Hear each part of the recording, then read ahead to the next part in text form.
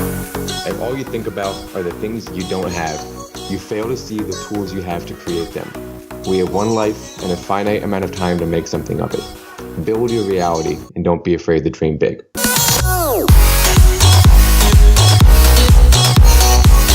First day, our card was declined when we had to get our ingredients. We couldn't even afford how many ingredients we wanted to pick up.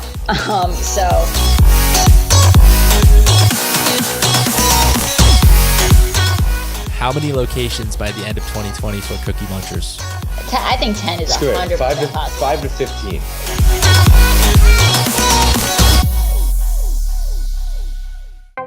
What you just heard was a couple quick clips, just a taste of this energized interview. Today's interview is energized, and I'm pumped to share it with you.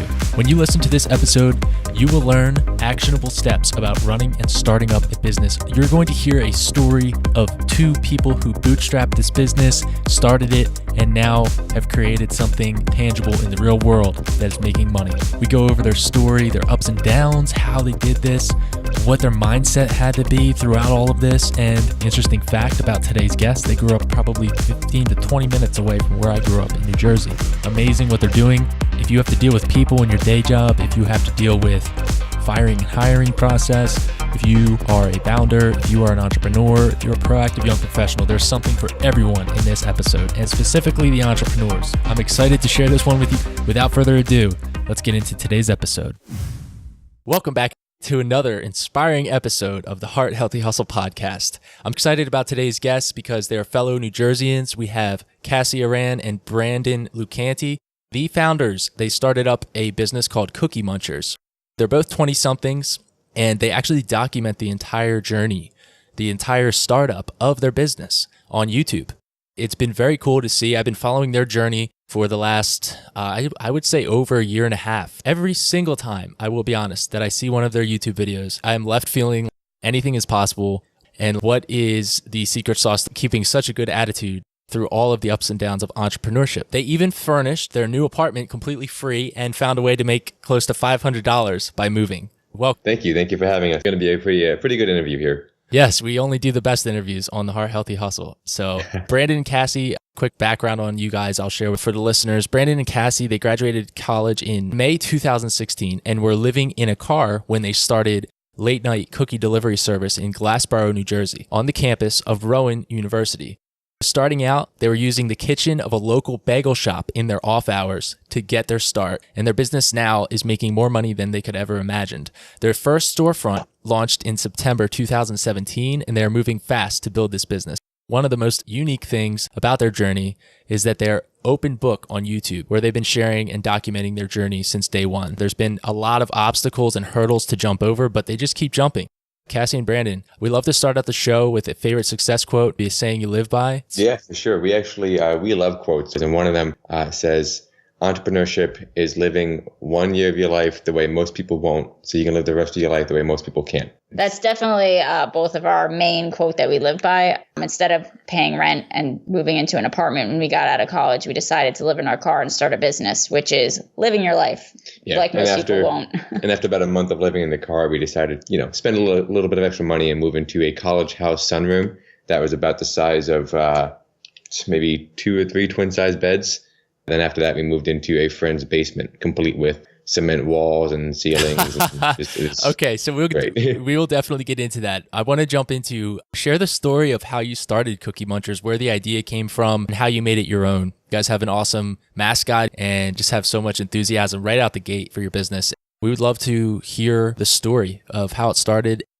So when we first started, we were actually living in, our college house, our senior year of college at Rowan. We kind of just had that idea, honestly, one night.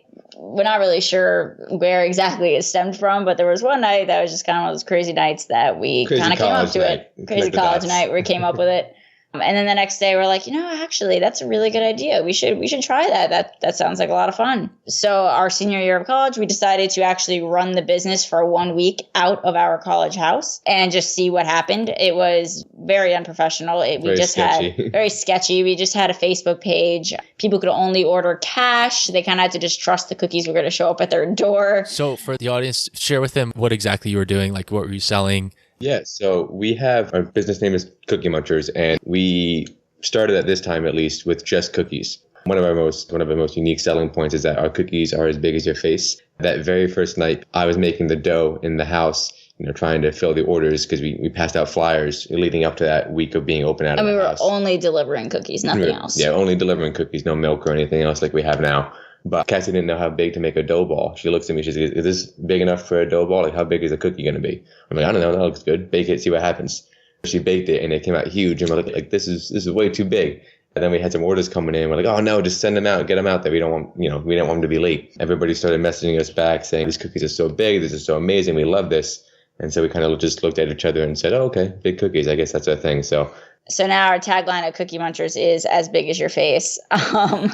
And we're just known for massive cookies. Background on us is we basically started it with just cookies. We moved it on to cookies and milk. And then now we have cookies and milk and ice cream as well in our actual storefront. After that first week inside of our house, we moved to Rise Bagels, which was just a local bagel shop. It took months of calling people to try to find a place to actually start the business out of that was legal, that was a commercial kitchen. In New Jersey, you can't bake out of your home. You need to have an actual licensed commercial kitchen to do anything. So that being said, in a small town, there was no just commercial kitchens available. So I called over 100 different places asking if I could use their kitchen at night in their off hours. I wanted to deliver from 7 p.m. till 3:30 in the morning, warm cookies to college students and the surrounding families as well. I basically got turned down by everyone. Everyone said, you're a liability. You're going to steal from us. You're not serious. You're a kid. Until I finally found Ryan from Rise Bagels. He was in his 20s as well, which made him relate to us a little bit better. He was in like upper 20s at the time. And he gave us a shot and he said, you know what, that sounds awesome. Like, I'm, inspired by your guys' entrepreneurship drive. And he let us use the kitchen from 7 p.m. till 3:30 in the morning. The bagel shop would be open and operating until like maybe around 6:30. They would leave and then we would come in and we'd start baking cookies from 7 p.m. all the way until 3:30. And then they would come in around 3:45. So How long were you guys in the bagel shop? Yeah, so the bagel shop didn't actually start until September of the following semester. So Cassie and I, when we did that first test run out of our house, that was the last semester of our senior year. And then we kind of did that test run, realized it had potential, and we sat on it. And then towards the end of that semester, decided to go for it. So we graduated, got our diplomas and everything. And then we had 2 months of summer vacation where, since Cassie had found the commercial kitchen that we could use, we knew we had that lined up. We then needed a website, something to facilitate those sales. I didn't know how to build a website at the time, but Google and YouTube does. So over the summer, I taught myself how to do WordPress and built the website. And then come September of the following year, we launched for that fall semester. And we were out of the bagel shop for 9 months, so 2 full semesters before we had kind of reached our max capacity. So what started happening when you were reaching that? Because I remember watching a video where you guys were going to Sam's Club, filling up a truck and hoping that your credit cards would pay for all the ingredients. Yeah. So I want you guys to go back in time for the audience and feel that. And when you watch your video, and I know you guys aren't acting, you're obviously trying to make the video good, but you're being sincere. So I'm curious to know, I don't know if I could do that. I don't know if I could make myself like, okay, this is our last card that we're going to make this happen. And you guys just kept doing that kind of thing over and over and over, and it kept working out. So I'm curious to know, what was your mental state when you're doing that? So I'm not going to lie. When stuff like that happens, it's demoralizing. But I mean, at the end of the day, you have a dream, you have a vision for it. And when you're hungry, you kind of stop until you get it. Yeah. That first night out of the bagel shop, our very first night open, for lack of a better word, was a complete and total show. It was just Cassie and myself, and we had no employees at the time. We had no understanding of the process that we needed to make this whole thing work. We had about 30-something orders or so come in that first night, which was, again, just generated from passing out flyers around campus a couple of days beforehand. We'd have an order come in and we'd be like, okay, 2 chocolate chips and a sugar cookie. Let me just go ahead and get that dough and bake those cookies. I'll get it out the door fine, not realizing that it takes like 20, 25 minutes for these cookies to bake. So immediately, order number 1, already super late delivery. And then more kept coming in. At one point, there were like 15 orders in queue. And we're frantically running around. The whole time, there was a reporter there from the Philadelphia Inquirer trying to ask us questions and do a story on us. And he just kind of patiently waited for moments to ask us questions in between the chaos as we're sprinting around. I'm running out the door with like 6 deliveries in my hand. I yell back to Cassie, I'll be back for the other 10. It made me question that. By the end of that night, I was so exhausted. It was the most stressful and panic-inducing experience of, I think probably both of our lives. It was really a lot. And I questioned everything at the end of that. But then the next day, we called in all of our friends. There were some students. So that first day, as he was saying, was completely a whole mess and a half. First day, our card was declined when we had to get our ingredients. We couldn't even afford how many ingredients we wanted to pick up. So obviously, we couldn't afford employees either for the entire first week. So the first night when he was out there delivering and he was showing up 2 hours late to someone's house, they were like, they looked at him and they're like, you look stressed. Like, do you need help? I'm like wiping sweat off my forehead. I'm like, yes, please. You can please come help us. Like, we'll take anything you got. So I got the names and the phone numbers. And the next night, some customers from the first night came and helped us out the second night. And they were helping us make deliveries and helping us in the kitchen. And that kind of gave us a couple of days to start hiring some employees. A couple of weeks after that, I think we got our first social media marketing intern. And we started marketing more heavily. And that's that second night, to even make up for the first one, we had to send out a huge amount of sorry boxes to every customer because they were so late and we wanted to, not start off with a bad reputation. And for the record, a sorry box is a box with 2 free cookies in it. So I texted every single customer individually that ordered the night before and said, I'm sending you 2 free cookies. What address do you want them? I'm going to send them out some point tonight. Just text me the time. You guys were you also writing messages on those boxes? Yeah, yes. So our friend Sam, who was actually involved from the very beginning of the process too, just in terms of like helping us out, and she was like, these boxes look boring, and they were just plain white boxes. She said, these boxes look boring, I'm going to color on them. So she just started coloring on them, and people loved it. Yeah. And that came with little, speech bubbles for Munch and little messages and stuff. So people seem to like that a lot too. That's so cool, it made everyone feel like they were getting a custom box for themselves. The sorry boxes, our mascot, instead of being smiling, he was like, had like a sad face, like, really? I'm so sorry. Yeah, this is before. Now we have on our boxes a sticker of Munch. Munch is our mascot's name. Smart. But at the time, we did everything by hand. We hand drew them. That's really neat. I want to transition now, Cassie and Brandon. Let's go ahead. I'm going to ask you guys individual questions. So we'll start with Cassie, then Brandon. So Cassie, did you grow up in Jersey? Yes. I grew up near Rutgers in New Brunswick in Jersey, so like central. How about you, Brandon? Yeah, no, me as well. I grew up in Lacey Township, Ocean County, so I consider it central Jersey. Some people claim it doesn't exist, but it does. And then academic history. You both went to Rowan, correct? Yeah, that's where we met sophomore year. Yep. Did you both study business? I went for entrepreneurship and marketing. I double majored in public relations and advertising. Our junior year in college, we studied abroad for a semester in Australia. And that's when Cassie and I got very close. It was actually that study abroad travel experience that kind of made me realize that, at the time I didn't know fully what I wanted to do with my life, but I knew it had to be something that would enable me to continue having experiences like that. That's kind of how I found my way to entrepreneurship. And what did that trip do for you guys' mindset? You had the hustle mentality, but did that trip open up your eyes to more opportunity, more what's possible? Of course. I mean, that was, like I said, the turning point in my life where I kind of, the switch flipped basically. And I realized that I wanted to do something more, just different. And I didn't want to be like so many people that I know who never even leave the town that I grew up in. And I would say that travel in general has opened me up to it. That particular trip, yes, it did. But the biggest trip for me that opened me up to taking big risks was actually a competition we did with Red Bull on the energy drink. We had to make it from Berlin, Germany to Paris, France, and go through a country a day with no phone and no money over a week. That is awesome. Yeah, it's called the Can You Make It Challenge. It's 165 teams from over 50 countries all around the world, and it's kind of like the Amazing Race. So we started in Berlin, like Cassie said, with about a fifth of the teams, and there were 45 checkpoint cities throughout Europe. You had to hit at least 6 checkpoints throughout the week and get to Paris in time, and times. So the reason that particular trip is what kind of spurred me a little bit more toward taking risks is because, as Brian was saying, we had to hop trains, we had to hitchhike, we had to find food, we were sleeping on the side of the road. And all those things, I realized along the way, in the beginning, it sounded crazy. You're going to go there and what's going to happen? I thought when we got there, Red Bull was going to say, oh, this is how you do it. But it just said, do you have any questions? That trip throughout Europe, the fear of getting arrested, the fear of, hitchhiking in a country that it was illegal. All those things kind of opened me up to, I'm okay. At the end of the day, when we started the business with no money and we're like, okay, we're sleeping in our car. I think one of the biggest things that helped me was knowing, okay, like I slept on the side of the road and I was fine. Like I was able to accomplish all these things with nothing. So why can't that be the same in business? Yeah, for sure. If the business fails, if we go into Rise Bagels and no one orders cookies and the whole thing goes down, we might not have any money, but we are confident enough to know that we will figure it out. We will hustle and we'll get to, where we want to be either way. Yeah. And that event, that race with Red Bull across Europe, that was actually in April of 2016. So just a month before we graduated. So kind of prepped us mentally for what we were about to get ourselves into. We thought we did. Yeah. It was the boot camp, basically. Yeah. Mental preparation.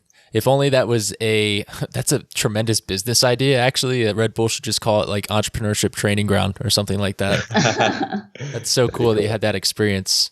You mentioned, Brandon, in passing, you said something about a 9-to-5, and there's nothing wrong with that. It's not what you want. But then true entrepreneurship, as you guys well know at this point, with Cookie Munchers, is more like 5 to forever. It's so explain the difference between the hard of 9-to-5 and the heart of entrepreneurship, and why you choose entrepreneurship. For sure. So here's the thing. A 9-to-5 is nothing wrong with it, right? If you like what you're doing, you enjoy going to work, you enjoy what you do, great. If that makes you happy for you. But for me, like a 9-to-5, it's too predictable, it's too safe, it's too mundane and frankly boring. There's an episode of SpongeBob that I'm a big fan of, that there's a sequence in this particular episode where it basically shows like a 2-second Snapchat of this guy, this fish, going through his life. And it's like every day he wakes up, he brushes his teeth, he's looking at himself, just hating his life. And then he's driving to work, stuck in traffic. Then he's sitting at his office and he's getting into bed and he says, okay, good night, honey. And it's constantly just goes over and over and over again. That has, again, its benefits, right? For sure, which is why a lot of people go to it, because it's safe. It's not living life the way I think that you should, which is out of your comfort zone. If you tend to settle into your ways and stop trying to progress, stop trying to learn new things, stop trying to be a better person when you feel comfortable and safe with where you are. And entrepreneurship kind of forces you out of that. Yeah. You may not be at work for 8 hours a day and have that safety net. In fact, you're going to be working more. A lot of people think, entrepreneurs and business owners, they're just living it up on their yachts and blah, blah, blah. But they don't see the years and years of work that go into it, where you're working more than 8 hours a day. You're working 20 hours a day. The first couple months out of the bagel shop, we were getting home at 5, 6 in the morning and collapsing on the bed with our shoes still on and waking up in the morning and doing it all over again. The first couple months out of the storefront location, I woke up a number of times to my employees knocking on the door to come into work because I fell asleep on the floor of the shop that night because I was there till 9, 10 in the morning working, and I figured, why go home? I'll sleep here for a couple hours. But it's the way to go. I have so many people tell me, like, why are you working more hours than you'd be working in a 9-to-5? Don't you hate it? And at the end of the day, I love that every day is totally unpredictable. Right. You really don't know what you're going to get yourselves into that day or what problems you're going to have to solve that day. Every single day is basically a puzzle of, okay, this is happening. How do I fix it? How do I make it better? And I just love the thrill of that. As a business owner, when you clock out, aka, and like leave wherever it is that your business is, you never really clock out. You're always thinking about it, always constantly thinking of ways to improve it. And on that same token, that's a double-edged blade because you're your own boss, and it's also up to you to have that discipline to know what you have to do and actually do it without having a boss tell you to do it. The reason I like entrepreneurship, and there's a whole lot I enjoy about a structured job. I like that for the consistency. And the consistency, if you can implement that kind of consistency, but with the tenacity of an entrepreneur in your business, then you're going places. So that's what I recognized in you guys. And I just want to acknowledge you for that. Even with what you just shared, I'm sure the audience is getting is kind of getting the picture as to how hard you guys work. And you're doing this day in and day out. And I really respect that. And I like you were saying, each day is a chance to express yourself. It's a chance to solve a new problem. For me, I need to have a way for me to express myself so I can do sales. Like I enjoy that because I love talking with people. I love, this is a new challenge coming my way. Here it comes. What am I going to do? Gotta, dodge that or fix this. But same with entrepreneurship, with this podcast, nothing is known. For anyone listening who's wondering, how did you create a team? Like, how did you start a storefront? Let's start with an easy question then. How do you pick your locations for where you're going to start your storefront? And then how you picked your second location and why Florida. Yeah, I have so many questions. So, well, the first location was the easy one because we were going to school there already. Well, it's where we went to school. Yeah, it's where we went to school. So that one just kind of fell into our laps and made the most sense. The actual location of being on the main strip that we're on also made full sense because it's the main busy street with the most walk-in traffic that you can possibly find. It was a blessing from above. It was nothing less than a straight miracle with the hand we were dealt. What do you mean? Just in terms of the perfect space, like there could not have been a better location to have opened this type of business at Rowan than this one particular street. And there was a space available when we were looking for it that was cheaper than every other space we were looking at. There was a woman there who was in charge of the leasing for this company who was incredibly helpful, like held our hand. We didn't know how much she was helping us until we started to do the negotiation and storefront hunting in Florida here.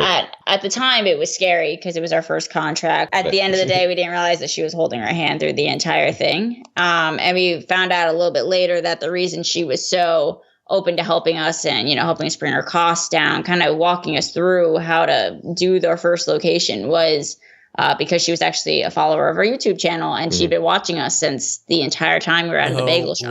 Yeah, she was already a huge fan. For that reason, she was kind of on our side and trying to help us the entire way through. Yeah, so she knew the story. She knew that we had 9 months of successful sales and a customer base that was growing. And she was proud of us. Yeah, she was proud of us. She helped us with paperwork, with doing the permits, and what do we need to do? We're so stupid. Sorry for all these questions. And it's okay. Don't worry. It's fine. You guys are new at this still. And she was very forgiving when we did things or asked for things that were unconventional or ridiculous, or borderline ridiculous. And she's like, no, that's not how this works, but it's okay. I'll explain to you how it does. And that's what I mean. Like every step of the way, the timing, the way things worked out, just the Kickstarter campaign coming together, like last minute, like that was a whole 30 days. By Kickstarter campaign, he means that came together in the way we were trying to raise $10,000 for our first store. And we reached out to our customer base and said that our oven at the time was going to be $10,000. And we said, that's the one thing we can't afford. We can afford, moving into this space in every other way, shape, and form. If you guys help us out and make this happen, then we can have this for everyone in the town. Wow. And we ended up raising almost $12,000 on Kickstarter, which really helped us out. Did I not mention, we didn't mention the Kickstarter campaign before, did we? No, that's fascinating. Oh, okay. Sorry. That's why I mentioned it in passing. There was a couple other parts to your question that we didn't answer before. One of them was, how do we assemble a team? And the other one was, why Florida? Really just reached out through Facebook at first, just saying, hey, Cookie Munchers, this new thing. And this is now going back to the beginning of Rise. Hey, Cookie Munchers, this new thing. Come and be a part of this awesome new startup. And we'd say things like, since we're so, young and a new company, you're working for us, you'll have a huge impact on, the direction of the business. One of the big pivotal parts of that team was our head of marketing, who came on with us basically right in the beginning. Within that first month, we had our team of social media interns that were students at the school. Just doing it for college credit. And one of them, her name is Gianna, stuck with us for the entire time out of the bagel shop and then transitioned to the storefront. And has been working for us ever since. And she actually just graduated from Rowan this past May and now works for us full time. Yep. So that was very cool. As for the Florida location, in terms of why Florida, we weren't originally, thinking to expand states away from our first store. We wanted to stay closer. We actually, originally we were looking closer. The reason we chose to go down to Florida was because when we were looking around our first store, we did like kind of a little mini road trip to Virginia, Delaware, Jersey, and either places had competition. They had not as big of a population as we would have liked. They didn't have any location. We were basing our search on the biggest schools.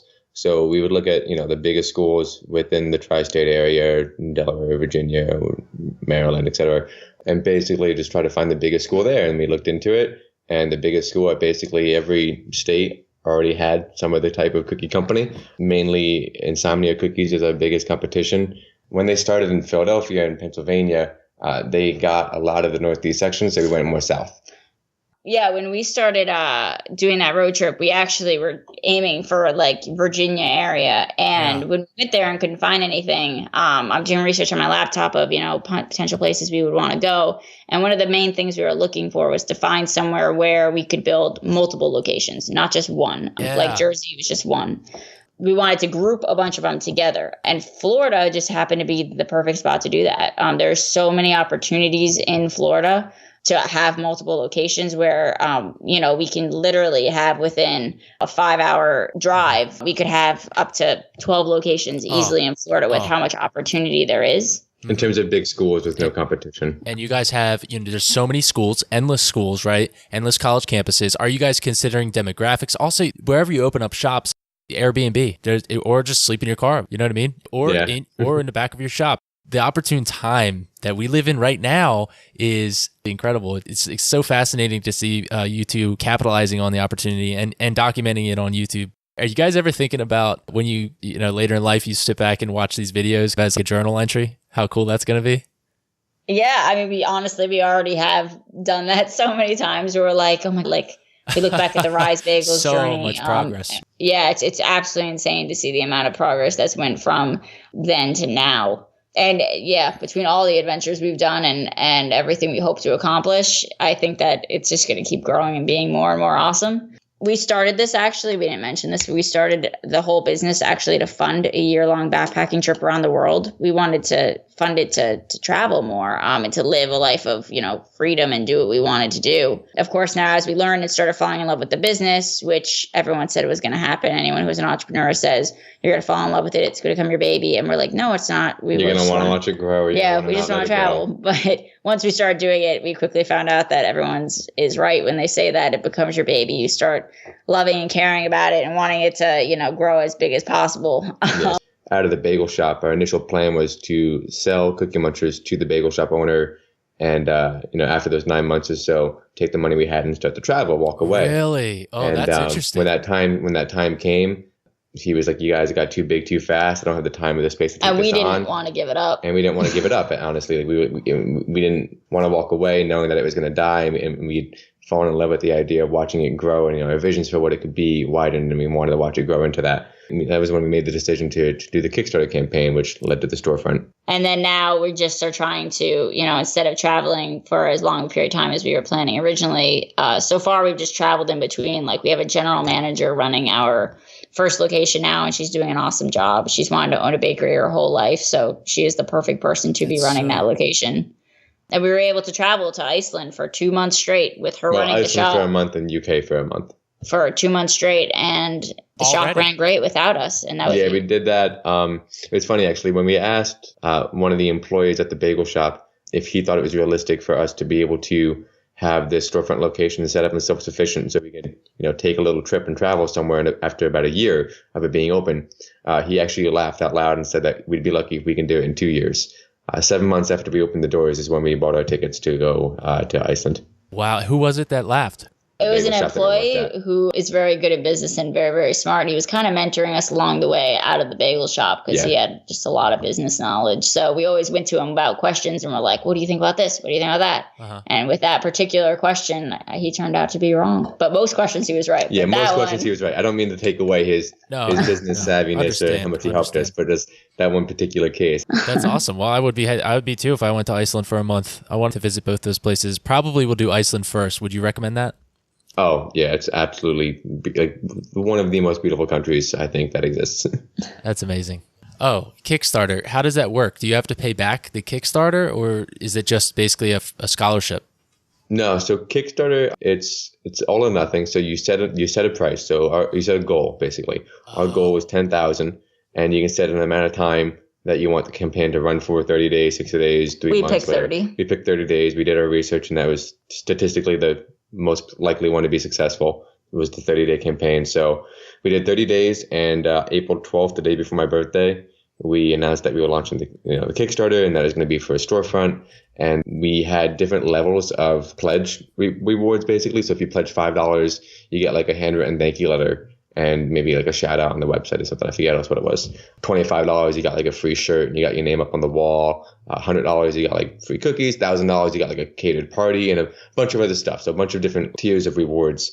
And if you didn't hit the $10,000 goal by the end of the 30 days, you get nothing. So everyone gets their money back. And all or nothing. So okay, so explain to me then, how did it work with giving those rewards out after you got your ovens? Are you still doing that to this day?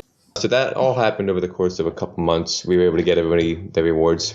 And to this day, there's a big thing up in the shop, like a decoration that has maybe like around 100 names on it, the people who donated to our campaign, and they're forever going to be up on our first location wall. Yeah, it says it's a big framed poster basically that I designed in Photoshop, and the top of it says to the people who made it real.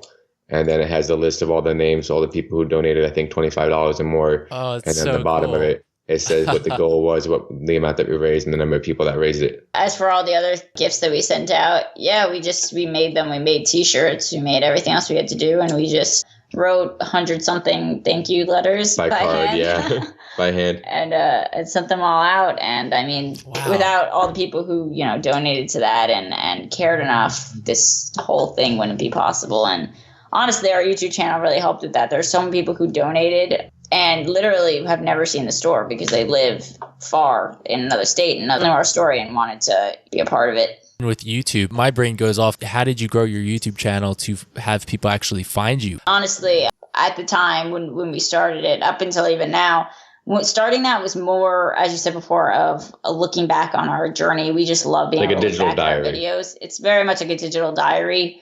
I never made it with the purpose of we're going to make this as our income stream. This is going to be our job. Yeah. So because I didn't make it with that intention, I never really did that much marketing for it. I haven't really at all, which is why it's not a huge YouTube channel. It's just a medium-sized Yeah, one. and with our kind of split focus on business and on travel, those are two very niche demographics of people. So sometimes when we're doing, a couple months worth of travel content, we get a bunch of travel followers and we come back home, we switch to business type videos, and then some of those drop off. And so that makes the growth a little bit slower. But overall, anyone who's found us there has literally just been through either searching or they know of our store. And we've just gotten very lucky with the amount of people who, have been inspired by us. And for example, the person that helped us through our first storefront. And there's been so many other people who we've just met through there that we got very, very lucky. Would you say most of your success thus far has been due to singles versus home runs?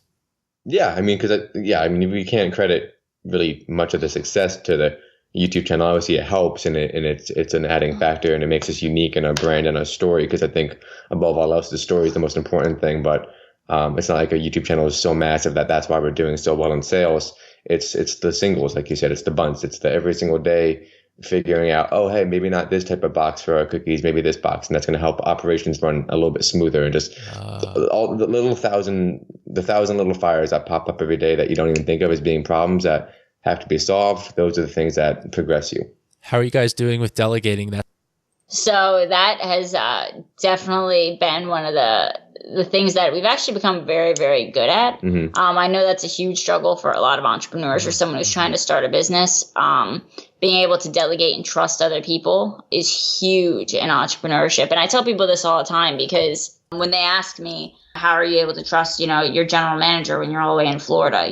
How are you able to, leave marketing to your marketing head without, worrying about it? Like, don't you need to, be more involved? And yes, to an extent, but at the end of the day, we have to delegate in order to keep moving at, the rate we want to move, to keep expanding, to keep growing. There are a lot of business owners out there who just start one location and then they say, okay, in 6 years, I'll feel comfortable enough to maybe trust someone to start a second. And that's just, you'll never move fast that way. It's one of those things where you just have to really be able to use your gut and be able to trust someone else and get a good feeling from them, talk to them, get to know them, and make sure that it's someone you believe you can trust to delegate all those tasks. And Brandon, your thoughts on that? At the end of the day, like she said, it comes down to trusting yourself to trust other people. If you don't delegate, then there's no opportunity for progression because you can't free up your time to do other stuff. If we didn't delegate and have our head of marketing do all the marketing and have our GM run the first shop, we'd still be doing that every single day, 24/7. So we wouldn't have time to come up and think of all the stuff that we're doing now. It's vital. Have you guys picked up a mentor, a business mentor who you can kind of emulate their vetting processes, their hiring processes, or are you just all going at it brand new? I have some business mentors, that I've met over time, but none of them really reached out to. None that I've really reached out to and fully use their knowledge to start this business. We've used professors a couple of times. I know when we launched the Kickstarter campaign, I wrote my first ever real life post-college press release, which is as a PR major, public relations major, one of the main things you learn how to do is write press releases to get news organizations to come and do a story on you. So I wrote my first ever press release to announce the Kickstarter campaign and get some coverage on that. And I sent it to my intro to PR professor from my sophomore year of college, and she looked it over for me and gave me some suggestions, some edits, and I fixed it up and sent it out. But the closest I have, and he just gives me advice in his very limited time, is his name is Jeffrey. He's one of the founders of Priceline.com. And I met him at a conference for CEO Club when I was in college. I tried to meet up with him for days. The entire conference, my whole goal was to try to get him as my mentor. So I just really looked up to him because he was in the travel space. Priceline's a big deal. Yeah, and he's not in it anymore, but he made his money from it, and that's why he's such a big deal now. I've reached out to him over time just for simple, quick questions. But as he gets to speak for $10,000 for 30 minutes of his time, so I'm not going to take up more than 5 minutes at a time. But he's definitely helped me throughout the journey. Just to ask him. When we were growing, I got very overwhelmed at one point because I never managed so many people at one time, and everyone who has their own. Having that many employees was just very overwhelming to me because they all had their own problems and issues, and no matter what you do, you can never make everyone happy. It's not possible. You can try, but so we were learning how to work with that, and I reached out to him and just for quick advice on how do I handle this many people, and he just said you just have to stand your ground and do what you think is right. Don't listen to everyone's opinion, or it's just going to jumble it more. Like, you got to trust yourself and do what you think is right. Things like that I called him for, and he's definitely been my mentor, but I wouldn't say that we have like a main mentor. Otherwise, I'd say probably Google and YouTube. YouTube University, there it is. Yeah, no doubt about it. I'm trying to figure out how to add a subdomain to the website so I can have a separate ordering system to work with the Tampa location and have to make it look like the same website, but not be the same website. And it's just, I've never done any of this before. So I'm just watching YouTube video after YouTube video on how to do it. And YouTube's your greatest mentor. It really is, yeah. You have no excuse for not knowing how to do something these days. It's so true. I'm learning how to delegate, and it's extremely freeing to do it because even if it's one small thing, I'll give you an example. I have a videography business, and I hired out. Actually, it was I don't know if people do it or not, or software, but they did a great job. But I just hired them to make time matching subtitles for the video. And they did a killer job, and it was extremely affordable. And after it was done, I was like, wait, the turnaround was like 2 days. They're already done? And then I matched it up to the video, and it was perfect. And I was sitting there. It would have taken me 4 hours. Oh, I've done it. It's very freeing to have someone else do that for you. Yeah, and that's just one small example. I was watching an interview with a well-known entrepreneur. He's in the top 100 podcasts, and he was speaking with another guy who started podcasting at the same time as him. This was probably 5, if not more, years ago. And now this is a present day interview within the last couple months. This one guy, Rich, he was like, yeah, I've been keeping tabs on you. You really have exploded in growth, even though you started after my podcast. And they both keep tabs on each other. And the guy who was being interviewed shared why that happened and said, you have to let go. You have to be willing to just trust other people, let other people help you to really get to where your vision wants to go. Would you guys agree with that? Yeah, it's funny you mentioned that. We actually have in our home, and also we adapted a version of it to be our core values for the business, a series of phrases that we kind of try to live by. And, it starts with, be yourself, take chances, fall in love, travel often, value friendships, respect others, a couple others. And then the last two say, let go and be fearless. Yeah, I would definitely say that's a huge issue for a lot of people. I mean, I could say with my YouTube channel, I don't edit my videos anymore. I outsource that. I delegate that out to a team in the Philippines who edits all the videos for me. They were shaky at first, but they'll send an edit back, and Cassie and I will give them edits and suggestions, and over months they've kind of tweaked their editing style to match what we like. And I could say with 100% certainty, it would not be possible without delegating to keep up with 3 videos a week, which is what I'm posting. Yeah, it would be impossible to keep up with 3 videos a week and both businesses. And I don't know if you already know this or if you've seen this. We've only slightly touched on it on YouTube so far, but it's about to come up. One video touches it. But it's about to come up a lot more. We're also starting shipping cookies pretty soon, like throughout the United States, which is basically a whole nother business by itself. Yeah, that's one of the reasons. That's one of the other reasons why I need to have a subdomain is to have one for this location here in Tampa, another one for that shipping side, and just this shipping business is going to help fund our second location equipment and everything that we need in that location, and help lessen the debt that is going to come from the second location. Yeah, it's a lot of stuff going on. So if we didn't delegate to, what's going to be actually 3 different businesses plus the YouTube channel would be absolutely impossible. And over the next probably year to 2 years, that should be coming into full effect in terms of a longer term plan.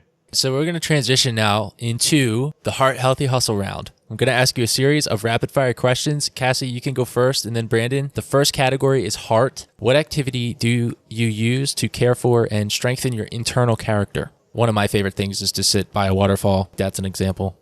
So when I'm actually just, living my life at our apartment, my biggest thing is swimming. I think it's good exercise. It's good relaxation at the same time. And I also love doing it when we're traveling as well. It helps clear your mind. You can think while you're doing it. I'd say even more so, especially recently since I've been more confined to the apartment and head down on the computer working, is music. I try to find music that connects with my values and my beliefs and is motivating. And I just kind of get in my headspace and just vibe with the music and just get in a good zone. For health, how do you maintain your physical health and avoid burnout? Yep. So easier said than done. Yeah, definitely easier said than done. But that's also related to swimming. I get up and I swim each morning. I also, before I do anything, I make sure the night before that I have a good routine going where at the night I make a whole list of the things I have to do the next day. You're a lot less overwhelmed the next morning than making a to-do list and starting, when you can just literally look at it and say, okay, this is the order I have to do everything. I'm going to start doing it. I feel like that helps keep your mind a lot less stressed and overall a little bit more healthy than, being a normal. Entrepreneurs in general tend to overwork themselves. So I try to help negate that by swimming and also having a very set to-do list that I wake up, I know what I'm doing. And in between, always getting outside. Yeah. Yes to all of that. And what Cassie said, the other thing that helps us a lot in terms of not overworking ourselves or being burnt out and just keeping ourselves physically and mentally in check, is that we have each other. We have each other to know that there's at least one person in this world who knows exactly what we're going through and is going to be there for us. I'm there for her. She's there for me. And we always make it a point to, as much as possible, separate the business from our relationship. And then also on that same note, at some point throughout the middle of the day or maybe at night or maybe both, we take an hour or two to just, maybe we eat and watch an episode of TV and just, relax for a minute. And earlier today, we went on a bike ride, and that was just, it was just us having fun. And that kind of helps take your mind off the stress of everything else. That's beautiful. The third category is actually hustle. What's your main motivation for doing what you do? I know my listeners want to know why. A lot of people just say, why? Put their hand, why? What's the point? Why is it so important for you guys to achieve this vision? Or why do you want to? Yeah, why is it not even an option? So, why not? That's the first thing I want to say is why not? I mean, for me personally, I know to a lot of people it seems like, you're getting up, you're doing all this work, why are you straining yourself so much? But to me, I'm so driven to have all the things that I want to achieve in life. I want to be able to travel the world. In order to travel the world, you need to be stable. You need to have an income while you're traveling. Realistically, I wouldn't say it's driven by money necessarily, but it's driven by all money? The things that I want to do that need some sort of backing to make them happen, as well as just being driven by the business and being driven by wanting something to grow and that drive of building something just really, it pushes you to keep going basically on its own, assuming that you start a business that you actually care about and you're passionate about. Plenty of people start businesses that they are doing it purely for the money and they actually don't even like the topic that the business they're starting. When that happens, that's when people get burnt out really quick. That's when people lose their motivation and don't have, the hustle to keep going. But if you pick something that you care about that motivates you to do the other things that you want to achieve in your life, I feel like that's more than enough for me to keep me going.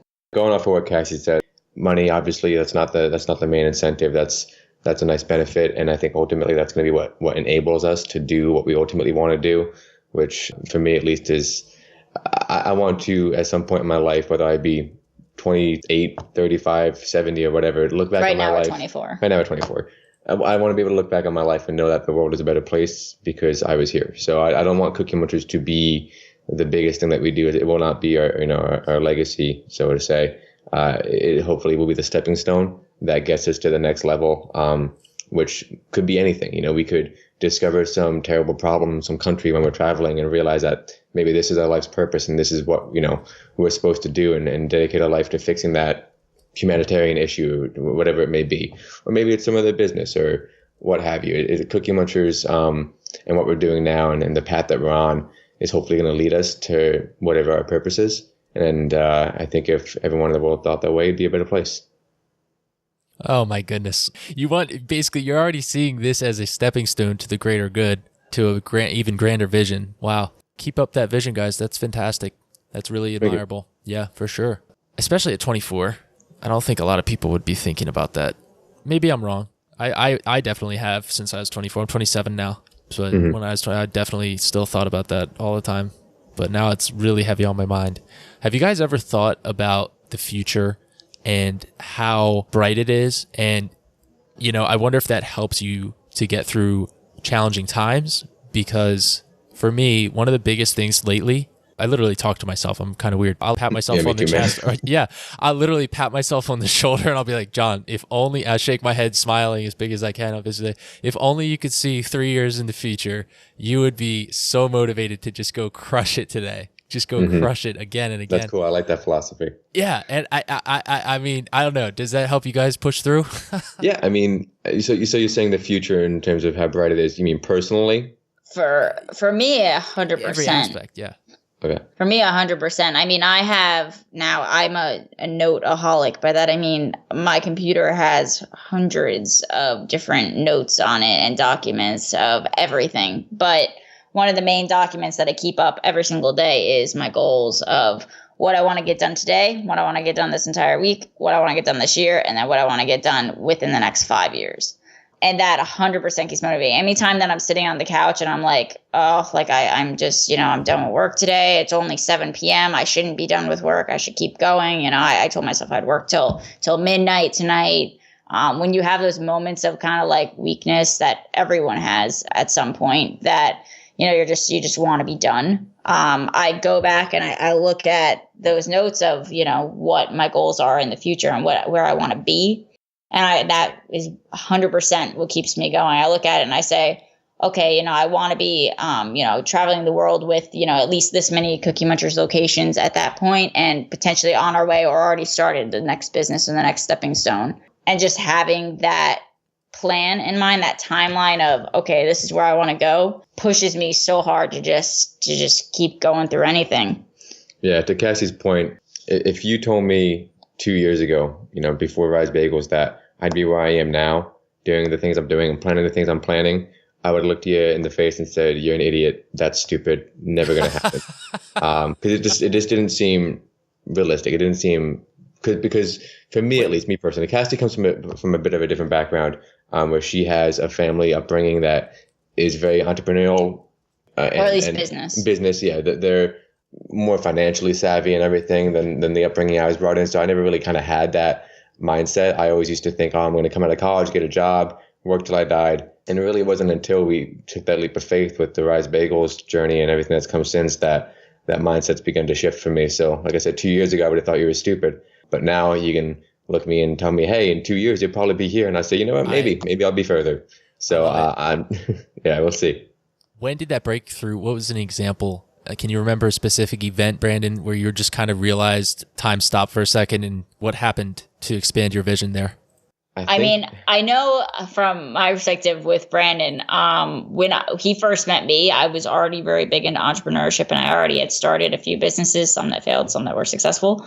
And him seeing what I was doing all the time, I was kind of like, I knew he wasn't an entrepreneur or anything at the time. So I just met him. And I would be finishing up a meeting with some of my entrepreneurial friends with brainstorming ideas of other things I could do. And he would always ask me a lot of questions about them. He was like, so what are you doing? Like, what does that mean? Like, what exactly, is, I also, to be fair, had a bit of a crush on her at the time. But he always was curious about, starting a business. And it piqued his curiosity definitely around sophomore year.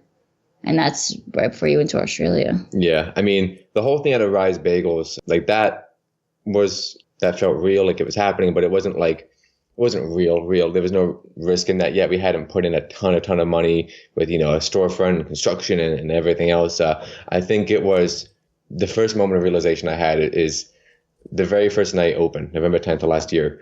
We were just going to have that be a friends and family night. And Cassie, when I had my back turned, decides to open up the door. Just open it up and see what happens. And within a matter of 15 minutes, there was a line out the door. And I'm like, low-key freaking out. I'm like, what'd you do? She's like, open the door. Yeah, he was so mad at me. Because I was like, oh man, like I wasn't ready for this. Like this is a lot. And then after about 20 minutes or so, the line didn't die down, but things were churning out. And Cassie and I were kind of sitting back and watching at this point. Even that first night, we were helping and stuff, but the employees were capable of handling everything, and it was just watching it run like clockwork. And I stepped back and I looked at Cassie. And our initial goal timeline for the store was 1 year. And I looked at her after about 20 minutes or so of the store being open to the public, and I said, no, we can do it in 8 months. And then we ended up doing it in 7. So that's when it felt real. Seeing the automation of the business itself. Mm-hmm. Seeing the potential of, wow, we had this random idea business out of the bagel shop that we turned into a legitimate thing. That even again, that first day out of the storefront, we didn't have our nice fancy TVs that we do now. Our menus or poster boards. Like it was still rough around the edges, but the concept was there. Oh yeah, anyone who came in our first night, it was our walls. Some people were like, "This is depressing." Yeah, there was not one decoration on the wall. We threw together poster boards awesome. for a menu. I remember some guys 5 minutes before we opened. Yeah, like she said, he's looking around. He goes, "Wow, this place is really just depressing." It was a gray walls, like nothing on the thing. And I'm looking at it, I'm like, "Come on, man! Like we're trying over here, right? Come on, just open. Come on." Yeah, we're like, because we were bootstrapping, and we were able to afford what we could afford minimum for equipment, and then after that, we needed the money to flow in before we could get our TVs. Yeah, so we have big lights. Yeah, now we have big 60-inch flat screen menu boards for our menus and moving videos and graphics and super fancy. But even in the beginning, it looked like a bake sale. Yeah, it was a bake sale. It was a big 2-foot by 3-foot white poster board with a Sharpie and the menus and the prices. Love it. And you're only going up from here, so I'm excited for you guys. You see it being a franchise one day? Absolutely. So that is currently the plan. The initial plan was to have just the one location in Jersey, the first one, and then use that as the model for franchises. And then we realized since we opened the business that we did some things wrong. We made some mistakes in terms of our equipment choices and just the process and so on and so forth. So knowing what we know now, we tweaked and changed the layout. Now the goal is to have the second location here in Florida be the main model for the franchises, and then we'll use that model to franchise out from here. So you're using this Florida location to be the model that you're going to use from here, and you're basically testing it to see if it will start flawlessly this time around. Is that correct? Exactly, yeah. The goal is to have the second location be perfect. The first location was the prototype where we made our mistakes. We figured out what we needed to figure out, and now we're going to apply those mistakes and what we learned to the second location, and then have a cookie cutter business in the box basically after this one. So today being October 29th, 2018, how many locations by the end of 2020 for Cookie Munchers? Ooh, 2020. 2020. I could easily see between 2020, since 2 years. 2 years, I could probably see about 5. I could see 5 to 10. I was going to say 5 to 10, but I didn't want to sound too ambitious.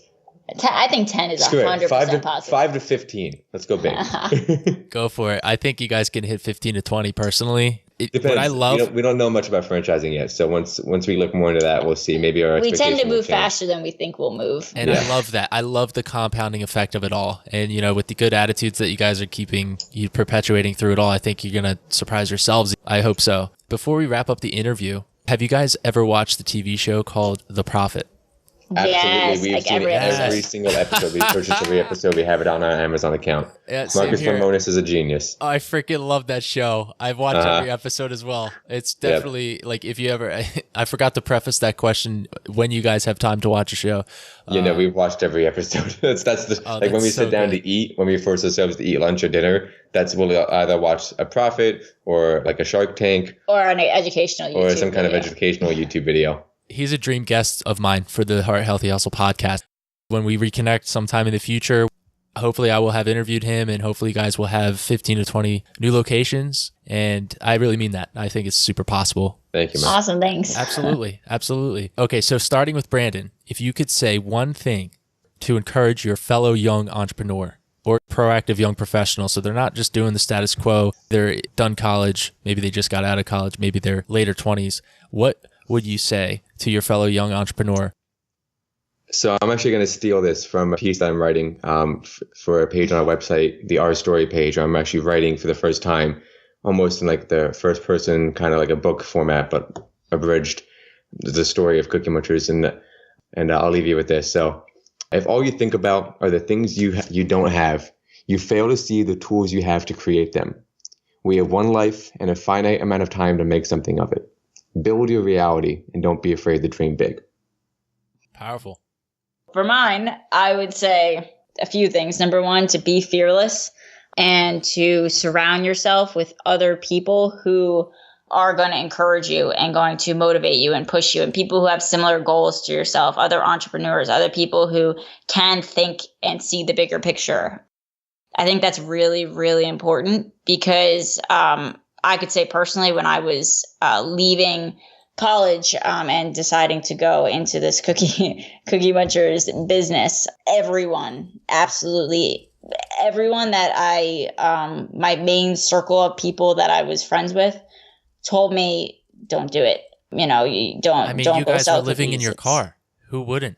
Yeah, we're making mama proud. People said, why wouldn't you go into a marketing job? Like, you can make so much more money. Like, someone even said, don't you dare start selling cookies. It's going to be, the end of you. And wow, how wrong were they? And it's surrounding yourself. Me personally, I was big enough to say, okay, no, they're wrong. I'm going to do it anyway. But not everyone can do that. And I think that it's really important to surround yourself with people who will keep encouraging you and not try to tear you down. What does that look like? How can people do that? I struggle with that personally. I know you can go to conferences. The best luck I've had, to be honest, has been through putting myself out there online and also traveling and going where these people meet. But what about for you guys? My biggest way to meet other people who are like-minded is two ways. For online, I do it through YouTube, through Facebook groups, things like that. But in person, to have people in my actual daily life that I can turn to for advice or turn to for encouragement, I actually go to meetup.com, which I don't know if a lot of people use that, but I Today's 100% sponsor. I 100% do. It just is like somewhere where you could type in entrepreneurship or business and all these different events pop up and they say how many people are going. You go there and it's a group full of entrepreneurs. It's a perfect spot. Same thing with conferences that are around entrepreneurship. Things along those lines is really where I go to find the people who are going to think similarly to me. How about the day to day though? Because I can't imagine you guys have had enough time to go to many conferences. Am I wrong? No, you are right. Yeah, not these days. Most of them I met definitely earlier, but yeah. And then the day to day, I mean, we have each other, which is a huge thing by itself. We're always there to encourage each other. Usually we take turns. If one of us is feeling like, oh man, I'm overwhelmed. Are we making the right decisions? Is this the right path we should be on? The other one's like, hey, come on, we got this. Let's go. And that usually switches every couple of weeks. One of us will have like a little moment of, oh man, and then the other one's like, no, stop it, you're being silly. Yeah, I think it's extra important to find that in someone that you're actually dating. I know that it could be a huge problem for especially entrepreneurs, is dating someone who just doesn't get it, and they're just going to keep tearing you down and. Oh, why do you have to do this so late? Why can't we just hang out and blah blah blah? You always are working. You're always on your computer. You got to have that. Like, there are moments where, of course, I'm like, Cassie, like, come on, like, let's go do something. Let's hang. Like, we've been staring at the screens for 6 hours. Like, let's take a little break. But at the same time, I get it. So I don't want to sit there and stop her from doing that the same way when she sees I'm in the zone, doesn't want to come mess with me. And not all couples can do that if they're not both working towards the same goal. Very true. I learned that too. So for you guys, recommend your favorite startup software tools, any project management tools you would recommend using? Yeah. So WordPress in particular is probably my most important thing that I do. We use Stripe payment gateway for that. Yeah. For me, I don't really use any scheduling app or anything like that. I just kind of have on my notes. But that being said, marketing wise, I know a big one is Hootsuite that we have used plenty at this point. It's a huge time saver, especially if you have Facebook, Instagram, you're marketing on YouTube, whatever you're marketing on. You go on there and you schedule your posts ahead of time. So you can set a block of a 5-hour time period where you're scheduling everything for your business. We used this especially at the beginning before we had a marketing head. Now she manages it for us. But you can schedule all your posts at one time. So you're not having to stop your to-do list every day, post. Stop your to-do list again in the middle of the day, post. Stop your to-do list again at night, post. You could just have it all set up and kind of on auto. Yeah. So that saves a huge amount of time. And then obviously Google is a huge one too. There's so much stuff that Google does. And I didn't realize it till I was building the website, because every plugin or everything that I wanted to add functionality wise to the website, I had to go and get my Google API key and all this other stuff. And, they have Google Docs. They have all these shared collaboration tools. Google Voice in particular is like a free, VoIP, voice over internet phone service that we used. And out of the bagel shop, we wanted to test out taking orders over the phone for the first time. And we use Google Voice to facilitate that. Gave us a free business number that we can make whatever we want and route it to our cell phone, basically. Well, I'm super pumped to see what happens next in your story, Cassie and Brandon. I want to thank you for taking your time out of this. Is actually, for those listening, whatever time you listen to this interview, we did this interview started right around 10 p.m. So I'm sure you guys had a long day of work as well. And I'm glad that we were able to connect and jump on this interview together. Where you are right now, if you could take a fly on the wall look at where you are right now in business, in life, everything, and you just saw yourselves having that self-awareness now in your mind, if you could sit down and say anything to right before you started the first storefront, what would you say to somebody who's in that place right now? Not yourself specifically, but somebody who is looking at what you did and saying, man, I'm just coming out of college. I'm graduating from Rowan. I would love to do something similar. What would you share with them? Just go for it. Just have faith. Just not saying don't be afraid. Obviously, you can be afraid of failure and afraid to, if you go into something, a business venture, and you're not afraid to do it. A lot of people have that excuse of, I can't do it. It's not the right time. I'm not afraid. I'm afraid it's going to fail or whatever. They have a billion excuses. Just do it. Not to sound like Nike, but honestly, that's it. Just do it. And when things go wrong, which they will go wrong, and you will have some moments that feel like rock bottom, those are the moments that most people give up. Entrepreneurship is very much waves of up and down and up and down. And one day you're like, oh my God, everything's going down. Are we going to make it? Next time, next day you break sales records. You break sales records and you're making it, and it feels great. I think it's just getting through the especially the down waves of that is the most important thing, in my opinion. Depending on the type of business, this wouldn't affect every person. But if we're going to be working with people, understanding and realizing how important those people are to your business, whether you're delegating things to them, whether they're just a regular employee working the register or doing something, it's so important that you do everything you can to make that person feel valued and feel like they're part of the team, because that's definitely been the hardest thing, I think, for us, is managing the people. I've said before, if Cassie and I only cared about just strictly the business and the numbers and the bottom line, it'd be so easy. We could figure out how to make a better cookie, how to sell it to more people, how to get the margins up higher, whatever it may be. But at the end of the day, people, whether they be customers or your employees, are going to make the whole thing infinitely harder. But at the same time, without them, it'd all be impossible. And just finding a balance of being real with them, but also being understanding and being a boss and being a guiding voice as opposed to a boss voice. So when they're first starting, if they're fresh out of college, just be very careful with who you hire, especially if you're a brand new business. We've learned that over time, that's just so important to actually fully ask them all the questions. Don't take it completely seriously. Do not, take it lightly. Yeah, we had a problem, an employee problem a couple months ago that we thought at the time. I had about 3 days where I was pacing back and forth at night, racking my brain, trying to find a way to solve the issues and then to mend everything back together and, have like a big kumbaya moment across the whole staff. We had a poisonous employee. We had a poisonous employee who was spreading a lot of negativity, a lot of hate, stuff that we didn't want in the business.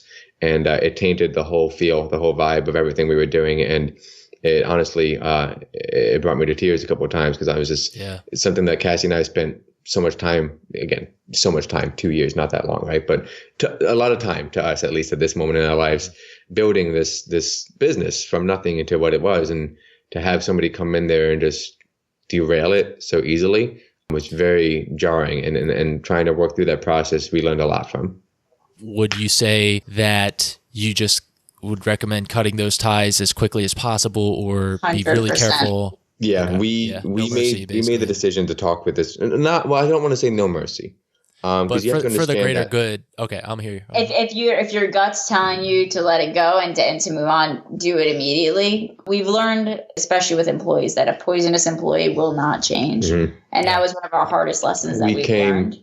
We came back from Iceland and when discovered all these issues going on at the shop and identified the main source of the problem, we talked to that person.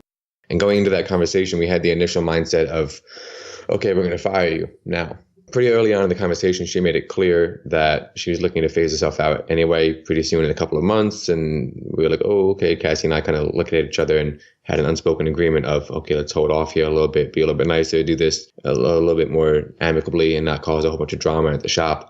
And I decided to let her stay on the team and let her phase herself out after a couple months. And later that day, thought that speaking to her could help change her attitude. Yeah. And then later that day, we said to ourselves, oh, this can either go really good or really bad because she now might just have all this time to just continue spreading hate. And we gave her a chance to do it more.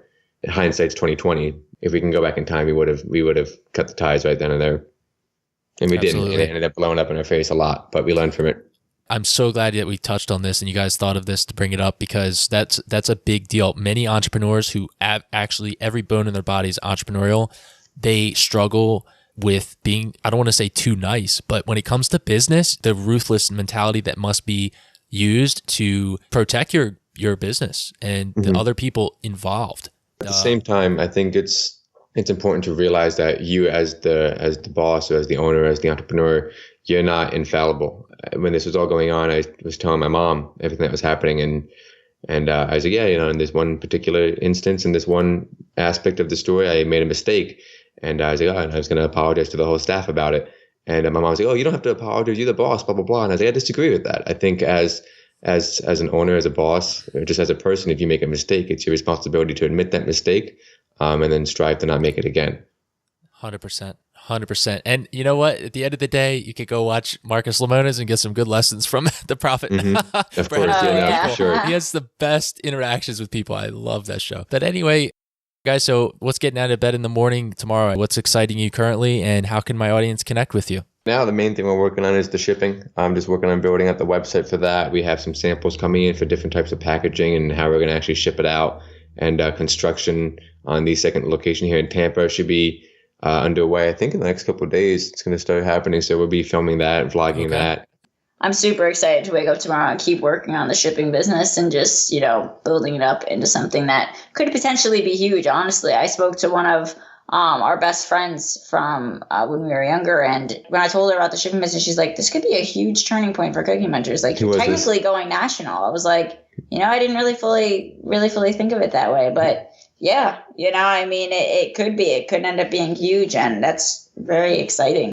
Handles for YouTube, Facebook, and Instagram will be at Cass and Brand. Yes, how do you spell it? Cass, CASS, and AND, Brand, BRAN. Our main one is YouTube for sure. Yeah. Go ahead and put that in the show notes for you guys. Thank you so much for being on, Cassie and Brandon. It's been a blast, and I think you are the first New Jerseyan guest. So shout out to Jersey and shout out to Florida now. Cookie Munchers is in Florida, so thank you guys for being on. You're very welcome, man. Thank you for having us. This was fun. I'll go ahead and cut the recording there. What do you think of the interview? I'm pretty new at this still, so what do you guys think? No, I thought you did, honestly, hands down, the best interview we've had. It was actually, I did one earlier today too, and we could tell that you actually did your homework and you watched the videos, and that made it more excited for, we were more excited, I think, to talk to you more and go more in depth as opposed to just going over all the surface stuff that's already out there. Appreciate it. Yeah, it's super animated. Awesome. You guys crushed it as well. And at the end of the day, I know you guys are tired. Great job to you guys. look forward to keeping in contact with you and seeing what happens into the future. It's going to be exciting to see you guys grow. It's going to be a blast. I'm also excited to get my first Cookie Muncher cookie soon. Yeah, man, for sure. Awesome. We'll ship it out to you if we have to. Congratulations on making it to the end of this episode. What about this episode stood out to you? Next, I need your help sharing this show. I want this podcast to impact and reach 6,000 people per episode by August 31st, 2019. And I want us to reach 15,000 people per month by March 29th, 2020. Have you been enjoying multiple episodes of The Heart Healthy Hustle? I'm thrilled to share with you an exclusive invitation to join our new Facebook community. To get to know other Heart Healthy Hustlers, simply go to thehearthealthyhustle.com/Facebook, where you can expect to see different members of our community being featured weekly in Facebook Live calls. I appreciate all of your love and support, and I will see you in the next episode. Remember, be generous on every occasion. There is a story for you, and live wide open.